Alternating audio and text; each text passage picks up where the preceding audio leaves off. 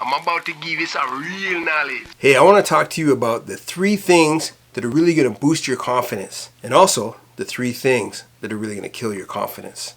So let's talk about those things right now. I'm about to give you some real knowledge. So I work with a lot of different people. I do business consulting. I help entrepreneurs, and then I do sales as well. I do like direct sales. So I deal with a lot of different people in a lot of different situations, and do a lot of coaching for executives and coaching for supervisors, that type of thing. And the one thing that I know we always run into is that confidence and the level of confidence, it changes all the time depending on what you're trying to do, depending on the situation that you're in. And it's really attached a lot to, have you done this thing before? If you've done it before, you're more confident because you know what can happen and you know how to navigate through some of the hurdles and the challenges that come with whatever it is that you're doing. But whenever you're doing something that you've never done before, that's where your confidence is really challenged. That's where I see people start to factor in one of the 3 things that really stops people from being successful and really kills their confidence. And the first thing is fear. So I see that when you don't have the experience yet, when you haven't done this thing before, it's something new or it's a new problem that you're running into, there's a lot of fear of making the mistake. And I always tell people that, what's going to happen if you make a mistake? Are you going to die? Because that's the first thing. Will this mistake kill you? There are situations where a mistake could kill you. So it's like, will this mistake kill you? Almost 90% of the time, 99% of the time, the answer is no. I said, will this mistake cause you to lose your job, lose your income? Again, 99% of the time, the answer is no. Will this mistake, really hurt you professionally? Now that answer can be like 60%. It could be 50% no. It could be 30% no, because now you're taking risks. So it's like, let's navigate through these risks. Let's look at what the best outcome can be when we do this, and what would be the worst outcome. But then let's focus on the best outcome. Let's look at those solutions that are going to get where we're at and the challenge that we're in right now. How do we get through that? So if you notice, one of the things that I'm saying is we. So one of the things you need to really be able to boost your confidence is support. You need to have support around you. You need to have like-minded people that are, believing that you can do it and want to help you navigate through, because that's going to build your confidence. If you are trying to do it completely by yourself and you try to figure out this problem, trying to figure out how to get your business to the next level all by yourself, it's really hard to be confident because you're just so unsure. There's so many factors, and you start to play that what if game in your head. What if I do this and this happens? What if I do that and that happens? Oh, how horrible would this be? Jim Rohn, he does a great one. I listen to Jim Rohn. He does a great what if of that.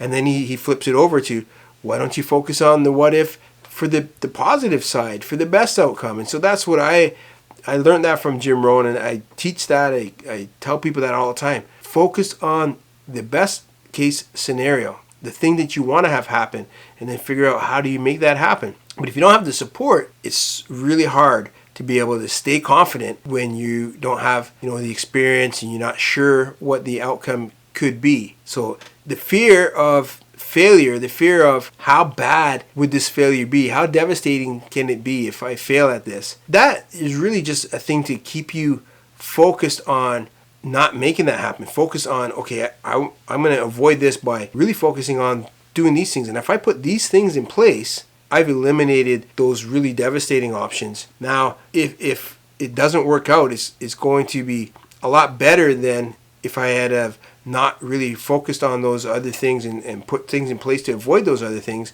because it could be really bad this way if I didn't really start to focus on. So having the knowledge of what could happen helps you to really focus on what is the opposite. What is the opposite result than that result that I really don't want to have, because that result really sucks. So that's the first factor that blocks people from building up their confidence, is the fear. And so when you understand that fear, you're in control of a lot of the outcome. Like, you're in control of at least 70% of the outcome, maybe more. Just by doing things in the right way and focusing on the result you want to have, you can eliminate a lot of the fear, because a lot of the fear is just false. It's what if things that probably never will happen. And so you shouldn't put any mental energy into those. You put your mental energy into what you want to have happen. So that's the first thing to boost your confidence. Get rid of the fear, get support. Because when you have support, when you have other people that are saying, yeah, this is going to work, or you know what, I would do it this way instead, or did you think about this? Did you think about this factor as well when you're looking at making this new change, making this new thing work? So the support is very important. The second thing you need is experience. So a lot of people don't have experience, and then they're trying to do something, and the thing that they want to do, it's a big thing. It's a big, huge thing, and you don't have experience. Maybe you have experience in a small amount of it, but you don't have experience in the whole thing. So what you need to do is you got to try things and test things. And again, it's the fear which stops you, but it's also if you try something and it doesn't work out, and you know you're not doing this by yourself. Maybe you're doing this in a company, or you're doing this. You've got a whole bunch of people excited about what you're doing, and they're going to help you, and then it doesn't work out. You feel shame. You feel shame. You feel embarrassment. You have that feeling that, you know, I let people down. I let myself down. I don't know what I'm doing. I'm no good at this. You start to beat yourself up. But the reality is, maybe you just weren't ready. Maybe you weren't prepared enough. You didn't have enough skills. So when you're looking at what you want to do, the key is to break it down into small steps and look at, do I have the skills to do this first step? And you probably do. And do I have the skill to do the second and third step? You probably do. But you're going to get to where you might find that there's a step along the way, maybe the fifth or sixth step, where you don't have all the skills. But as you're doing the first two or three steps, you're starting to gain some experience, and you're starting to learn. And as you're learning and you're talking to people and you have that support, you'll start to build the skills so that you're prepared for the fifth step and the sixth step and the seventh step. And you're also going to bring in people that maybe have those skills that you don't have that can help you with those steps. Just by getting support and by trying things, taking away the fear and start focusing on how will the experience help me to build the confidence. Because the more things that you do that you get better at, and the more things you do that you get a good result, your confidence level it grows. It grows really quickly. But the scary part is to do the thing that you don't know if you're going to succeed at it or not. And to be able to accept that not everything's going to work out exactly the way you wanted, but that's okay, because as you're learning and you're growing, you're going to get better at it. I tell people all the time, the first time you do something is not going to be that great. The first time that you lost your virginity, it wasn't the best time you ever had. But as you do it more and more and more, you get better and better and better at it. And it's the same with anything that you do. The first time that you try to launch something, first time that you try to build something, it's not going to be the best result you've ever had. But the second time that you go to do that same thing, so it didn't work out exactly the way you wanted, and you got to the end of that journey of building that thing and it wasn't that great, don't quit. Don't say, okay, I'm never doing that again. Go back the second time, because now you have a lot more skills. You know a lot more things. You know some of the hurdles you're going to run into, and you know how to navigate through those a lot easier. The second time is going to be better, but the second time might not be the best. But the third time, so as you build it, you keep repeating, rinse and repeat. You go faster and you get better and bigger results each time that you do that same thing. So when people, I see it all the time. People do, and maybe they're a personal trainer, and they do a personal trainer for a year, maybe less than a year. Then you see them next time and they're not doing personal training anymore. Now they're selling Bitcoin, and they'll do that for 6 months, maybe 3 months, maybe it doesn't work out really, really quickly, and then they switch to something else. And each time they do something else, it's always starting from the beginning, and it's new and it's exciting and it's awesome. But they don't take even what they learned from the personal training and apply it to how they can apply it to their Bitcoin business. And then when that doesn't work out, then they go into something else. Maybe they go into personal coaching, but they don't build off of the experiences, because each thing is completely different. But when you do the same thing, when you say, okay, personal training didn't really work out the way I wanted, let me take a little break, let me do something else, but then I'm going to go back to personal training, and I'm going to do things a little bit differently, because now I know a lot more things. So I just need to recoup, rebuild, re-energize. Once I get re-energized, I'm going to go back into that exact same thing again, and I'm going to build it better than last time. And as long as you're always doing it and building it better than last time, you're going to build up your confidence, and you're going to build up your success. So the third thing that really holds people back from really being successful at anything is over-planning. And kind of getting stuck where they don't move forward because they're trying to be perfect. There's no such thing as perfection in business. Every business that is out there there are things that they do really, really well and things that they don't do so great that they could fix, that they could get better at if they have the time to be able to do that. Every business that you find, they're really good at something, and there's a competitor that's not as good at that, but their competitor is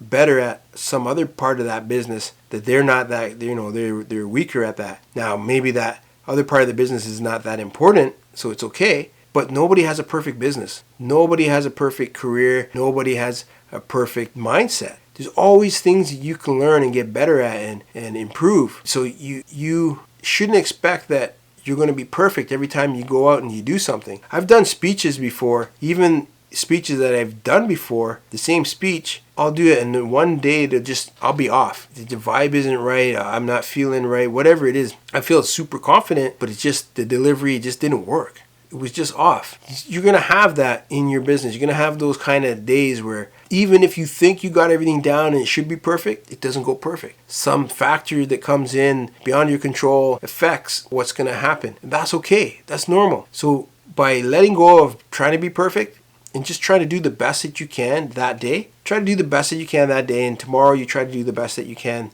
for tomorrow, and you try to do the best that you can next week. If you're always trying to do the best that you can, but you're willing to learn and you're willing to make your stumbles, have your lumps and bruises, and you're okay with that, you don't beat yourself up with that, you don't say, well, this other person, they're perfect. Because all you really see when you're looking at other people is what they're presenting to you. There's a lot of times that they don't present to you all the struggles and the work that it took to get to where they are until they're finally at the top. Then they'll share with you. But as they're going through that journey, they're not sharing with you the sleepless nights or the things that they tried and it didn't work out, and they couldn't believe that it didn't work out, and then they had to scramble and figure out, okay, how do I fix this? Because it's live. People are already coming to my site. People are already engaging with me. How do I fix this? Because I just really messed this thing up, and it's embarrassing, and I don't want anybody to find out. You don't do those kind of videos. You don't do those kind of marketing until after you've already completely succeeded at the thing. Then you start to tell people, you start to share with them that, sometimes you go on stage and you do speeches and you just suck. And you suck and you don't really know why, but it just wasn't your night. But you don't tell people that as you're going through it. Like when that happened to me, I didn't go and make a video the next day telling everybody, oh yeah, I just did a speech and it sucked. I can't believe it. It was horrible. No, I did another speech. It was like the next month. I did another speech. Actually, it was only a couple of weeks after that one. And it was like phenomenally better, and everybody loved it, and it was great. It was the same speech, but I delivered it a little bit differently. And I added a little bit more story to it, but I changed it, tweaked it a little bit. Then after that, I was okay to tell people, because now I redeemed myself. I had the good speech, so that kind of canceled out the bad one. Now I could look at the bad one that was just something that happened. But if I was doing consistently bad speeches until I got that fixed, I'm not going to tell anybody, because I'm in the middle of the whole disaster, and it's a disaster at that point. So you got to have your triumph first. You have to have your journey where you start out great. You have your struggle, and it's a real thing. It's not made up. Anytime you start out, you're going to find that you're going to have a struggle. There's almost always going to be a point where you're not sure if you're even doing the right thing. You're not sure if that should be the thing that you should do, if you've already peaked at that, or you can still grow it. So you get into that situation where you get that moment of, it's a point of no return. It's like, do I quit or do I keep going? And anybody that kept going, they'll tell you the story, because now they got the triumph story. The people that quit, you never hear them talking about their triumph story, because there's no triumph story. You don't hear them talking about all the things that they quit, not until they become successful at something. So the only way you can become successful at something is by trying things and not expecting things to be perfect. Because when you expect things to be perfect, what you're expecting is easy. And easy doesn't exist in growth. Growth is hard. Growth is cumbersome. When you were an adolescent and you're a teenager and your body started changing, it was cumbersome. It was hard. Sometimes your arm is longer than you're used to it being, and you knock things over. Or your legs are longer than they were before, and you trip all the time. People laugh at you. But it's like you're learning to adjust to this new body that's a lot bigger than what it was a month ago. So that's the same thing when you're doing growth in your career. You grow in your career and you level up. That new level comes with a lot more pressure. There's a lot more things that you need to be responsible for. You need to know. You need got people counting on you for. So there's a lot of pressure. You can't expect to be perfect, and you can't expect growth to be easy. So when you take perfection and easy out of the mix, and you make sure you have your support, so that you're being encouraged and being helped to build the confidence by somebody helping you look for the solutions. You have that in place. You have the experience of, okay, this worked out for me. I feel more confident now because now I know how to navigate through that. Then you have more confidence to take on new things. So that's really the formula that you need. You need to be able to have the experience, have the support, and get rid of the fear, and you can start to really build your confidence up. Start to build your confidence up, stop expecting easy, and let go of perfection. So that's what I wanted to talk to you about today. I'm going to put a link in the description for my Mindset for Success training, because we have a lot of cool things on the website. So I want you to go visit the website. This is kind of your call to action. Go visit the website. Check out some of the free stuff on there. There's free PDF giveaways. There's free video trainings. We got the Mindset for Success TV. I want you to check out. I also want you to like this video. I want you to subscribe to this channel. Leave a comment. Let me know what you like. Let me know what things you want to learn about. And the other thing I want you to do, there's the ultimate guide for mindset training on my website. Go and download that now. Go download that. Check it out. It's going to really help you to focus on your growth mindset, and gives you a little bit of tips and tricks and insight into what growth mindset is all about and creating that mindset for success. So that's everything I want to talk to you about today. Until next time, you heard?